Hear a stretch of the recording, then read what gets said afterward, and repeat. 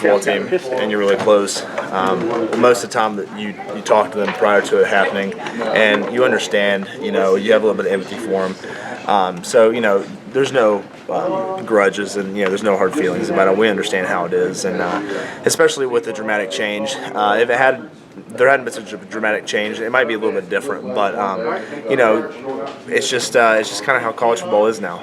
It's kind of sad to see those guys go, but at the same time, ultimately, we still have 120 guys on the team, and you can't just say that one or two people absolutely make the team. So we have a whole lot to play for. Just as a couple guys leave, we'll get a couple new guys in, and ultimately, I think that you can't make someone stay and play. So if their heart's not in it, then you'd be better off finding someone with less talent and letting them play 100%. Josh was saying that it made him work harder. Do you agree with that? Absolutely. It does give you a little bit of sense that more of the responsibility falls on you, not only as a leader to lead the group, but also to make plays and to work harder and things like that. So ultimately, it does bring more responsibility on us. But I think it's a challenge, and I think it's a good challenge. I'm ready to accept. How's the summer been treating you? They've been rough on us, but that's how it's supposed to be. So it's been great. A lot of guys are finishing classes. I think we're still doing really good in school. Mike and his staff have been pushing us really hard, probably harder than we've ever been pushed. I think Coach Brown's got us on a really strict regimen that is going to end up paying off, in late December, early January. What's been rough about it? It's just been a complete culture shock. I mean, not only from the coaching change, but Mike's trying some new things out. We're here twice a day, every day, and a lot of it's just player practices. We are holding these practices and we are running them and structuring them in a way that I think that we are improving by ourselves a lot more than we would do just having the little bit of time with the coaches that we get. So I think it's harder because it's more time. It's harder because we're outside all day, and like this morning we squatted and we're going to get ready to go back out there and we're going to do agility stations. So just that volume over time accumulates and everybody's tired. But ultimately it's going to pay off because I know that what Mike and his staff have and what Coach Brown has, I know that their method works and everybody's just got to buy in and trust the process. How different is that from summers in the past? Mike and his staff are always the same. They keep improving, and obviously things get harder. He never has the same regiment, but what you expect from Mike Joseph, you're always going to get. What you expect from his staff, you're always going to get. They're always going to push you. They're always going to be tough.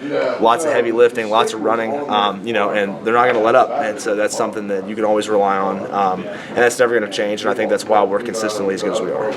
A lot of pundits over the summer are saying this team lacks star power. What would be your response to that? Star power is great. I get that, and it's a big, wow factor for the crowd. But ultimately, does one person win a football game? No. Does two people win a football game? No. It helps. It really does help, but having one or two people, that doesn't matter. What makes a team, the reason it's a team is it takes multiple people to win a game. So ultimately, all the hype about not having this and not having that and not as much star power, I don't really play into that. Really, what it means to me is the closer that you are as a unit, because in reality, like, if you got three of whoever you want or four of whoever you want on the D-line, ultimately Coach Leslie's going to roll in 10 or 12 guys a game. And, you can only play 30, 40 snaps before you're gassed. And, one guy might not be as talented as the other, but if he's playing at 100% and the better guy's playing at 80, you might as well play the guy at 100%. So ultimately this is a collective team game. You can't play it and you can't win it with one or two people. Leadership-wise, a lot of guys were saying in the spring Kenny was at the back end of the defense, one of those leaders. What have you seen as far as people trying to fill that void? So ultimately I think that it's one of those things where we've been in a position where Kenny's had a lot of playing time, and he's always been someone there for us. But what that makes everybody else do is step up. So maybe not denote one person as leader, but have that entire safety group and have that entire back end corners, even linebackers. It's a collective accountability deal. It's not just one person leaves and everybody loses their mind and scrambles. Really, I think that it kind of helps because, like I said, it makes the responsibility fall on you more so. So I think everybody in that room, when they left, it's just like, okay, well, we're going to have a season, we're playing, August 31st is rolling around, and so who's going to do it? It's got to be me. It's got to be whoever it is. And so I think everybody stepped up. I think that collectively as a unit, they're getting the job done. As far as the young guys go, particularly in that group, I've heard Terry Martin's name thrown around a couple times today. Just what's your take on how he's doing so far, and how much do you think, in general, the guys that enroll early like he did, how much does that help? Well, from experience, let me tell you that early enrolling matters tremendously. It changes everything. It's like having a whole nother year, because ultimately, when you come in the summer and then play your fall, you're really there the summer, you're training, you're getting used to the program.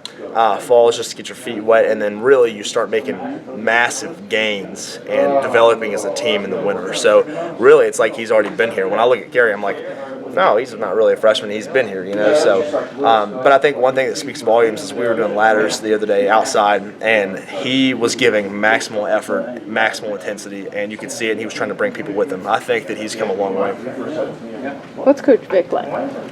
Coach Vic is upfront and honest, and he's going to tell you how it is. He's funny, though. He's a good guy. He's a good cat. I think that he's got a good method. He's got a good scheme going on, and I think we're going to win some good games with him.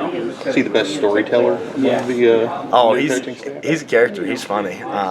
Some things that he'll say to you, and you don't really catch it until later. You're like, oh, So he's really clever. I've had the same experience. Is it easier on a rookie, a young player learning a new defense, or is it easier for a veteran to learn a new defense? Ultimately, that's a hard question to ask because as a veteran, you're just kind of stuck in this one style of play, how you've been playing for years and years. But ultimately, when the bolts are flying, the fresh guy versus the veteran guy, it might be easier to learn scheme as a freshman, but actually applying it to the field, I would say it translates more just to the veteran guys, just simply because they've had that snap count. And I've said this for years, and you guys know that this is my mode, is that you cannot simulate experience. And I think that is something that is very, very crucial when it comes to development of athletes, is because regardless of how many practice plays you go through and how many scrimmages you have, nothing quite simulates 60,000 fans on their feet, 4th and 1 versus Oklahoma on the goal line. No, nothing else simulates that. So I think that experience plays a huge role in it, and even game speed is just a big difference, compared to high school when they're just coming out and things like that. Reese, all the team bonding activities you guys have been doing lately, what has that been like, and have you seen it have an impact, whether it's in the weight room, out on the field, or such, just all of you guys getting together, getting more familiar? Absolutely. Well, first off, it's really fun, and I think that's something that Coach Brown's done a good job, is he actually came in and he made a point that it's important to have fun when we're doing this. It is a struggle. It is a grind every single day. You're not going to wake up feeling your best. You're going to hurt. It's long days, a lot of sleepless nights, studying for school, doing this. And it's really a full-time job, but it's 2 jobs, 2 full-time jobs. And but Coach Brown's made it fun. We've got to do a lot of things and experience some things, and really just we went paintballing, for instance. Everybody else went paintballing. So if I went paintballing by myself and brought a couple buddies, great. It's a fun time. But nothing really compares to bringing 120 of your teammates who you're really close with, but it just gives you an opportunity to get closer to them. And it's really fun when everybody on every team is a personal level. It just helps you grow and develop more. And so we have seen it correlate to the field a little bit. Even Coach Brown's no cell phone policy in the cafeteria, where no hats, no cell phones, things like that. You're forced to sit with different people and talk to different people. So I know ultimately, if I know you as a person, I can trust you to hold it down when I'm not in the game, or when you're at the safety position. Like, I know that you're going to do your job, and that I'm going to do mine. Who was the best at paintball? Any secret Rambos on the D-line? Oh yeah. D-line took it 2-0. Who'd you guys go against? I think we went versus the offensive line. I think we went against offensive skill, I believe. So, don't hold me to that. Josh was saying something about a Big Brother program that Coach Brown has kind of implemented. Just really, what is that, and is that something that goes through the whole team? Man, I wish we had that when I was here. Let me tell you, when I first came in, they kind of threw us into the fire, especially with the early enrollees. There was 9 of us, if you remember, and a lot of the guys now aren't even on the team. The vast majority actually aren't on the team, and so if you look at it, it's like maybe that had something to play into it.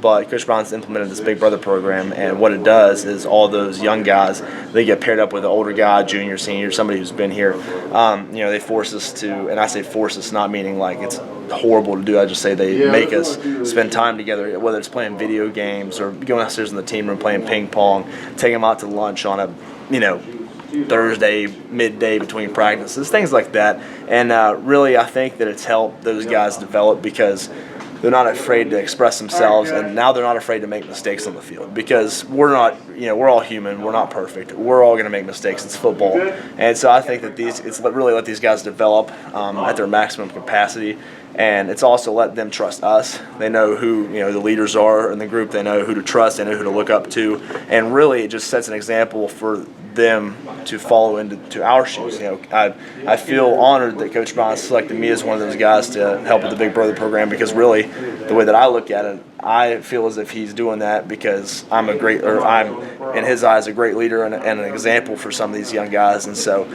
really, I would like them to look at me as a role model and eventually step up into my shoes and surpass everything that I've ever done. That's ultimately what it's all about is development and letting those guys, flourish and spread their wings. So who is your little brother in this sense? Jalen Thornton. Jalen, he's doing really good. I'm really proud of him. How much of an impact do you think something like that can have, not even just immediate, but I mean just on these guys and their future here at West Virginia? To answer your question, if you look at first, like I said, the immediate thing that I said is we had 9 guys early enroll, and the majority of them aren't playing anymore. And really, to me, what that means is either bad luck or there's been issues that have happened. And really, if you step back, and that's not for me to determine, but my point is that I'm getting to is having this opportunity to develop guys and to allow them to watch us, because regardless, we're influenced by everybody that we're around. Now, whether that's a good influence or a bad influence, we're all influenced by it. So you really want those guys who are just sponges right now. They're absorbing the defense. They're absorbing the program. They're absorbing the coaches. They're absorbing the locker room mentality. So for me, that's an opportunity for me to take them in and to show them the right way to do things versus the maybe not wrong, but maybe not right. And this just gives them the best platform they can to succeed now so that way they might be contributors, whether it's 5 snaps, 20 snaps, 30 snaps a game this fall, and so that way by the time they're juniors and seniors, they can take those freshmen and bring them in. And so you have this culture shift now. And so Coach Brown is ultimately not just molding those individual guys that have come in, but he's developing the program and morphing it the way that he wants it by developing this program.